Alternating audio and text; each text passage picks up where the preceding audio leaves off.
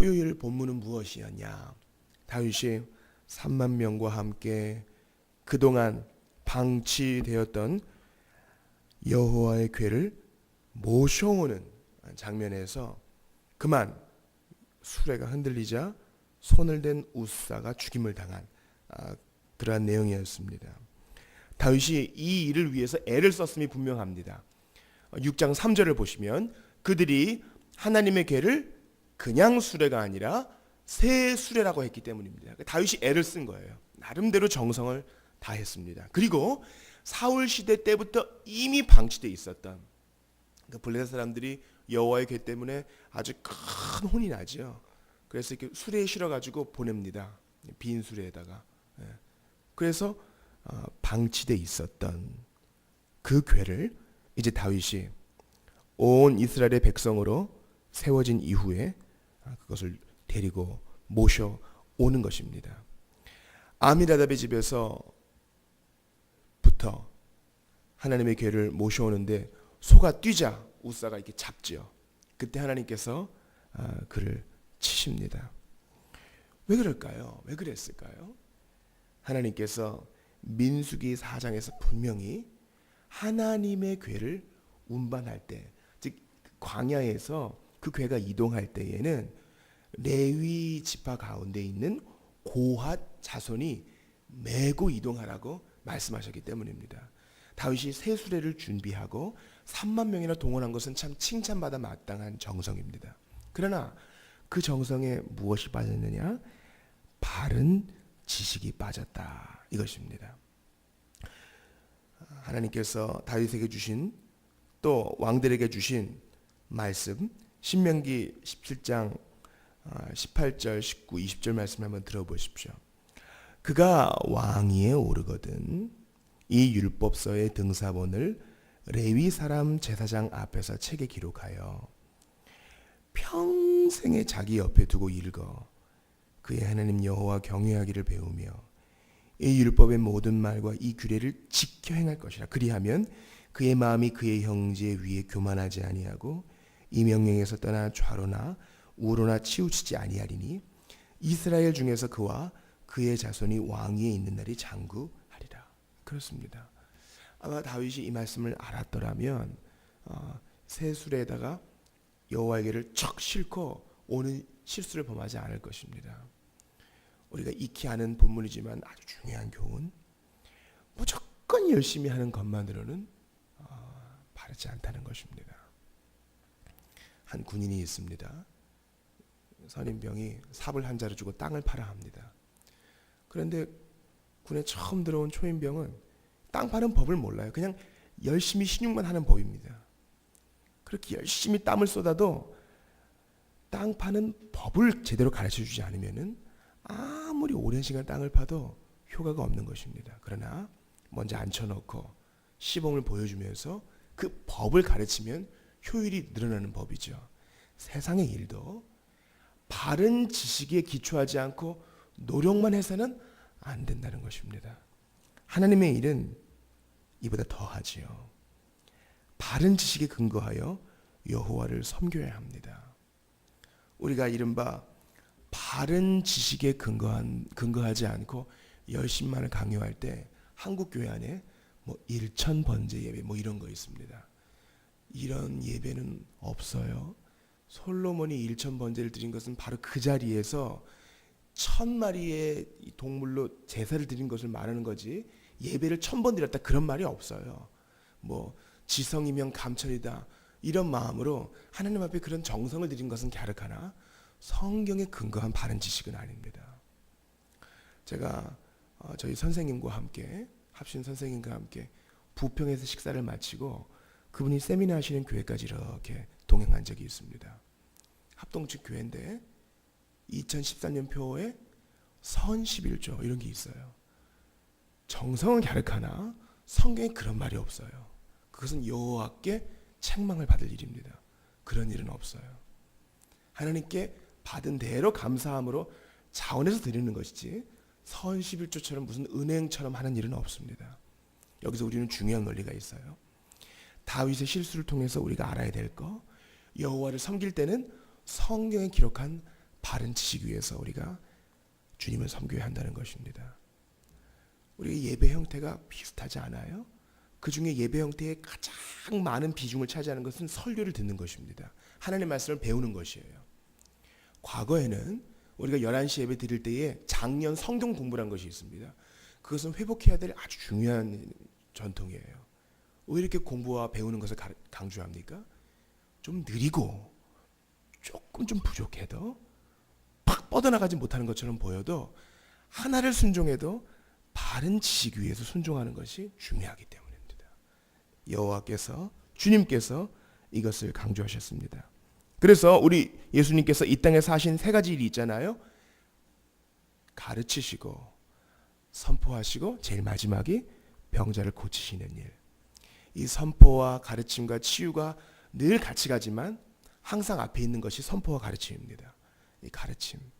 우리가 하나를 순종한다 하여도 좀 미흡해 보인다 하여도 바른 지식에 근거하여 바르게 하나씩 순종하는 것이 중요하다. 우리가 이것을 꼭 기억해야 할 것입니다. 그래서 사도 바울이 고린도전서 9장 26절에서 이렇게 말합니다. 그러므로 나는 다름질하기를 향방 없는 것 같이 아니하고 뛰기를 허공치는 것 같이 아니한다. 이렇게 말했습니다. 우사인 볼트가 최선을 다해 뛴다 하여도 트랙 위에서 뛰지 아니하고 다른 곳에서 뛴다면 결코 100m 금메달을 딸 수 없을 것입니다. 우리가 어제 김연아 선수가 아주 멋진 연기를 해서 세계선수권 대회에서 금메달 따는 것을 보지 않았습니까? 아무리 열심히 아무리 아름답게 연기를 한다 해도 정해진 경기장 밖에 있는 빙상장에서 그 연기를 한다면 그것은 절대 점수를 받을 수 없는 것입니다.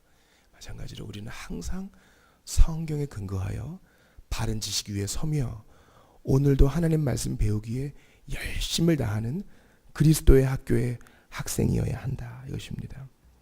오늘 본문 말씀은 또한 우리에게 그리스도에 관하여 중요한 것을 가르쳐 줍니다. 오늘 본문 14절을 보세요. 다윗이 여호와 앞에서 힘을 다하여 춤을 추는데 그때 다윗이 배에 에봇을 입었더라. 힘을 다하여 춤을 추는데 과거에는 이 말씀을 보면서 그저 우리의 예배가 열심히 있어야 한다 이 정도만 언급하고 넘어갔었던 것 같습니다. 그런데 그가 왕의 화려한 옷을 버리고 배에 에봇을 입었더라. 이 배에 에봇은 안에 받쳐 입는 속옷입니다. 이 배에 에봇을 기본적으로 평민들은 다 입고 그 위에 왕임을 가리키는 수놓고 장식이 달린 옷을 입는 것이죠. 그가 하나님 앞에서 예배할 때에는 왕의 신분을 내려놓고 모든 백성들과 한 가지로 주님을 섬겼다는 것입니다. 왕의 신분을 내려놓고 겸손히 하나님 앞에서 섬겼다.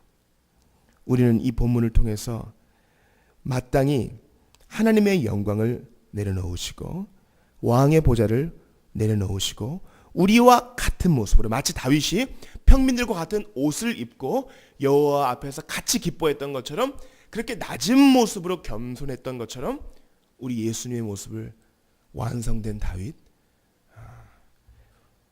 예수님의 모습을 이 본문에서 볼 수 있는 것입니다. 여러분, 다윗이 왕의 옷을 벗어버리는 것이 쉽겠어요? 예수님께서 하나님의 영광을 내려놓는 것이 쉽겠어요? 이 비교조차 되지 않는 것입니다. 그러나 이 불완전한 모습을 통해서라도 다윗이 왕의 옷을 버리고 겸손히 백성들 앞에 모범을 보여 주님을 섬겼던 것처럼 우리 예수님께서도 인간의 몸을 입으시고 기득권을 주장하지 아니하시고 영광을 내세우지 아니하시고 겸손히 고난받는 종으로 우리에게 다가오셨다는 것입니다. 또 하나 오늘 17절도 보세요. 여호와의 궤를 메고 들어가서 다윗이 그것을 위하여 친 장막 가운데 그 준비한 자리에 그것을 두매.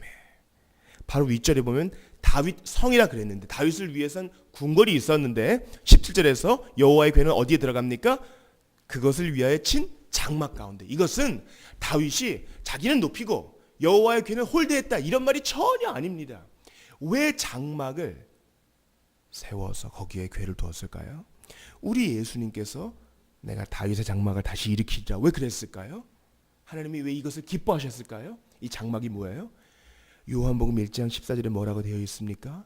말씀이 육신이 되어 우리 가운데 거하심에라 그랬어요. 이 거하심에라는 원문의 뜻은 말씀이 육신이 되어 우리 가운데 장막을 치심에 이런 뜻입니다.